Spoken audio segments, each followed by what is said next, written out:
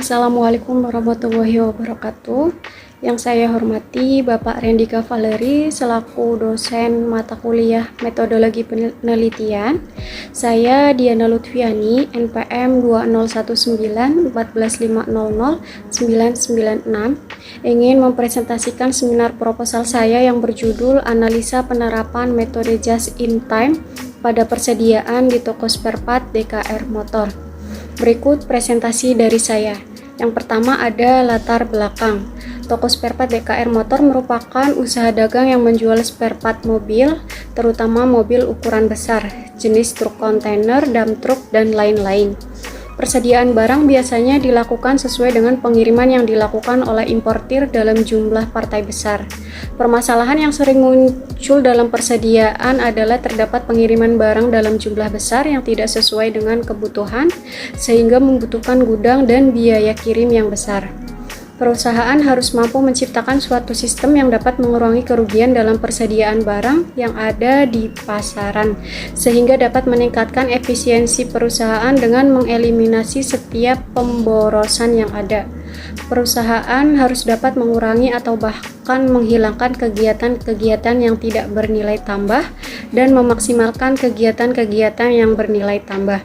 Salah satu cara perusahaan mewujudkannya adalah dengan menerapkan sistem just in time dalam persediaan. Just in time merupakan filosofi yang dipusatkan pada pengurangan biaya melalui eliminasi persediaan. Peningkatan biaya terhadap modal dan persaingan dalam harga dan jasa pengiriman barang pesanan semakin menekankan pentingnya sistem manajemen persediaan yang tepat. Berdasarkan uraian di atas, maka penulis mengambil judul penelitian Analisa Penerapan Metode Just in Time pada Persediaan di Toko Spare Part DKR Motor. Selanjutnya, identifikasi masalah. Berdasarkan latar belakang yang telah diuraikan, maka dalam penelitian ini masalah yang dapat diidentifikasi adalah sebagai berikut. Yang pertama, mengapa persediaan di toko spare part DKR motor meningkat nilainya?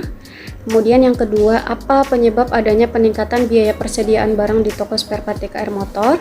Yang ketiga, mengapa biaya pemeliharaan gudang untuk penyimpanan barang dagang meningkat? Dan yang keempat ada bagaimana cara agar tidak terjadi keusangan dan penurunan harga jual bila barang persediaan tidak segera terjual. Kemudian selanjutnya ada batasan masalah.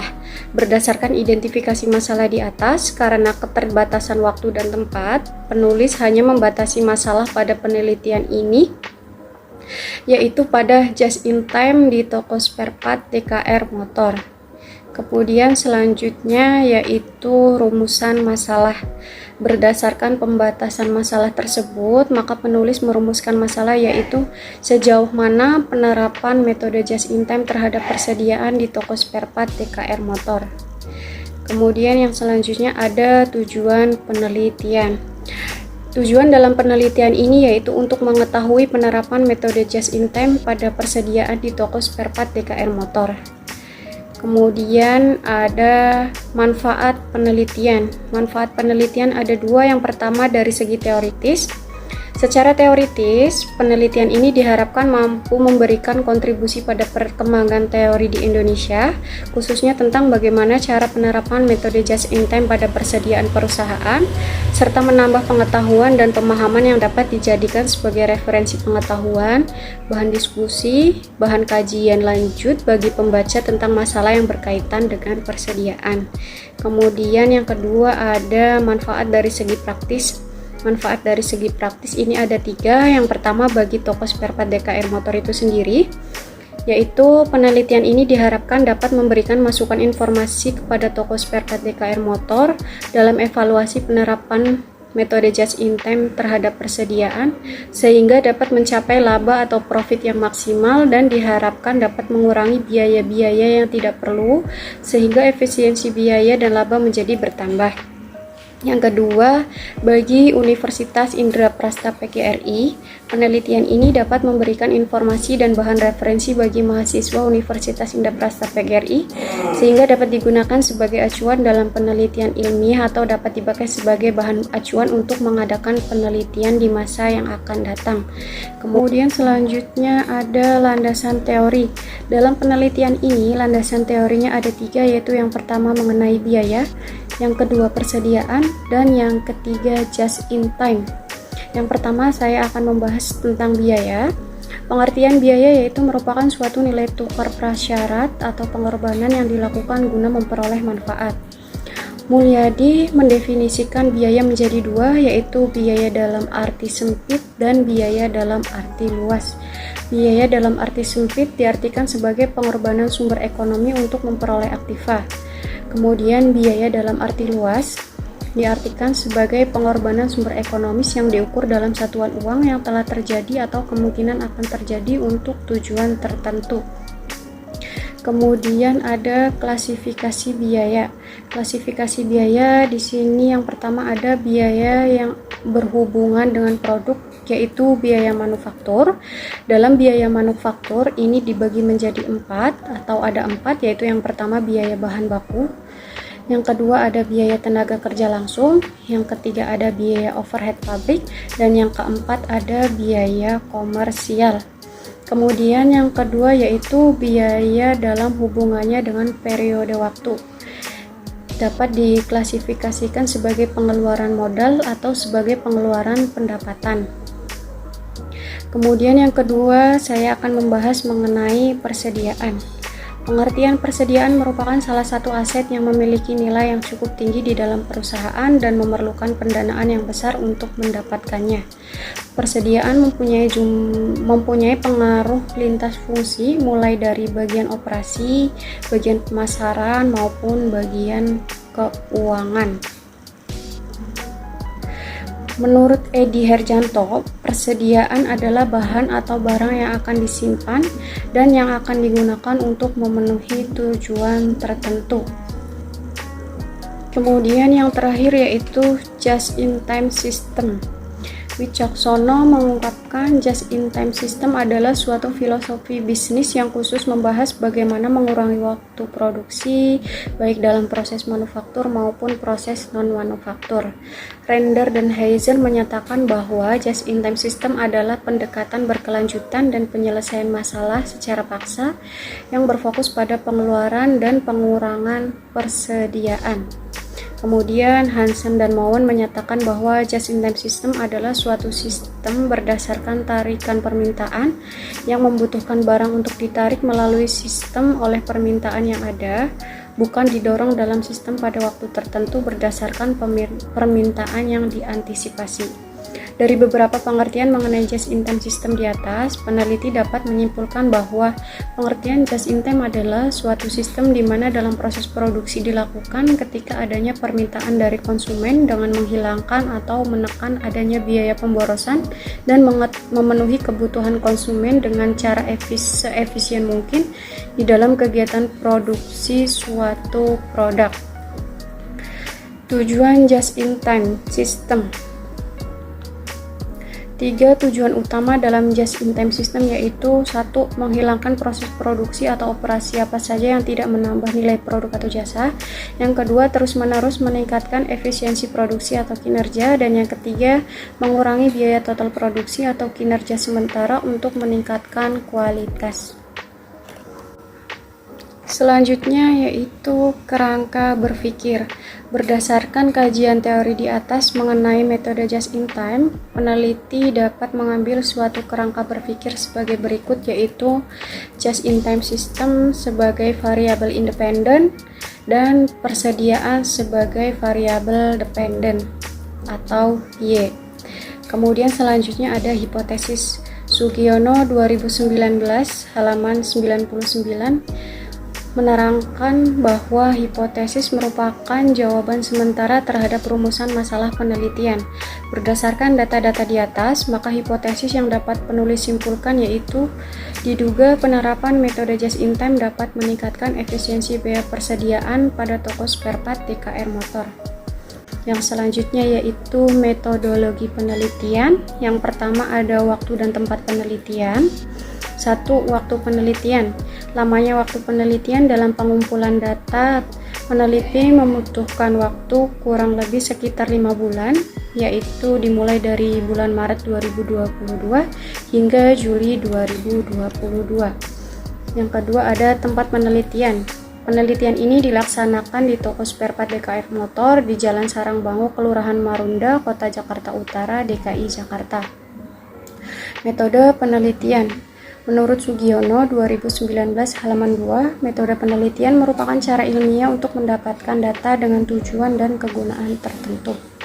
Metode penelitian yang digunakan dalam penelitian ini adalah metode deskriptif kualitatif untuk menganalisa data hasil penelitian. Kemudian selanjutnya ada populasi dan sampel. Populasi adalah wilayah generalisasi yang terdiri atas objek atau subjek yang mempunyai kualitas dan karakteristik tertentu yang ditetapkan oleh peneliti untuk dipelajari dan kemudian ditarik kesimpulan. Populasi dalam penelitian ini adalah karyawan toko spare part DKR Motor. Yang kedua ada sampel penelitian. Menurut Sugiono bahwa sampel adalah bagian dari jumlah dan karakteristik yang dimiliki oleh populasi tersebut. Jadi sampel penelitian adalah sebagian dari populasi yang diambil sebagai sumber data dan dapat mewakili seluruh populasi. Teknik yang digunakan dalam pengambilan sampel dalam penelitian ini adalah accidental sampling, yang merupakan teknik penentuan sampel secara dadakan di lokasi penelitian. Adapun sampel dalam penelitian ini adalah karyawan toko spare part DKR Motor.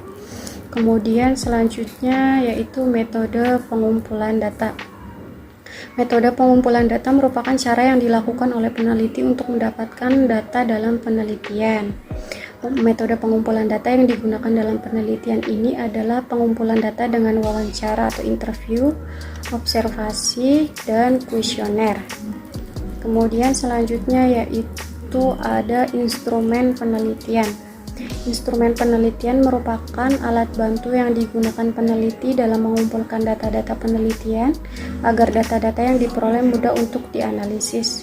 Dalam melakukan penelitian ini, adapun instrumen yang digunakan yaitu wawancara kepada narasumber. Yang pertama, persediaan atau variable dependent. Persediaan dalam definisi konseptual adalah aset yang dimiliki untuk dijual dalam kegiatan usaha normal dalam perusahaan dagang maupun dalam perusahaan manufaktur yang membutuhkan proses produksi. Kisi-kisi dalam instrumen penelitian ini yang persediaan adalah wawancara. Kemudian yang kedua ada just in time atau variabel independennya. Definisi konseptual dari just in time adalah sistem tepat waktu.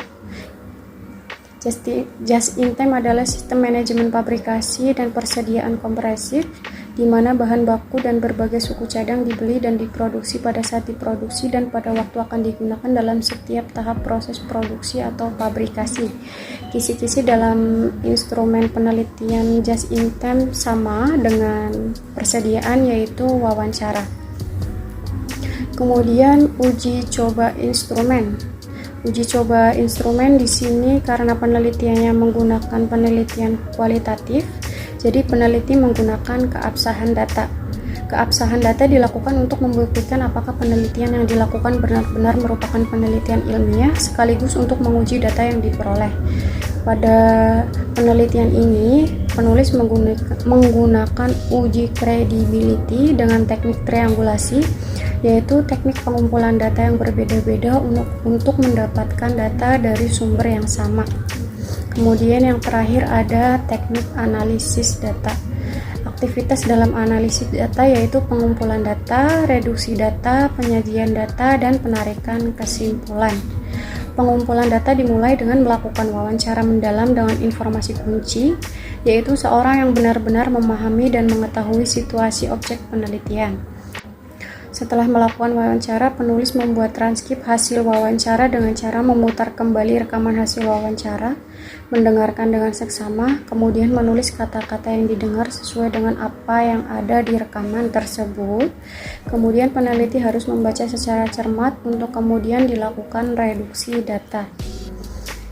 Kemudian yang kedua, reduksi data. Peneliti membuat reduksi data dengan cara membuat abstraksi, yaitu mengambil dan mencatat informasi-informasi yang bermanfaat sesuai dengan konteks penelitian atau mengabaikan kata-kata yang tidak perlu.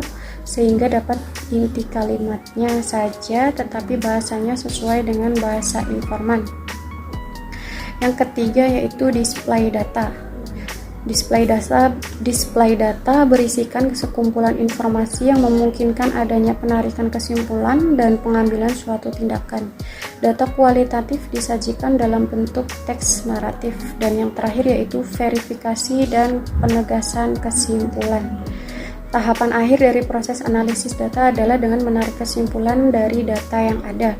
Maka setiap tahapan yang dilakukan bertujuan untuk mendapatkan keabsahan data dengan menelaah semua data yang ada dari berbagai sumber yang didapat dari lapangan melalui metode wawancara, serta dari beberapa artikel atau jurnal sebagai bahan pendukungnya. Sekian presentasi dari saya selaku penulis dari judul tersebut. Apabila ada kekurangan maupun kritik dan saran, boleh langsung diberikan kepada saya. Saya akhiri presentasi ini. Wabillahi taufiq wal hidayah. Wassalamualaikum warahmatullahi wabarakatuh. Terima kasih.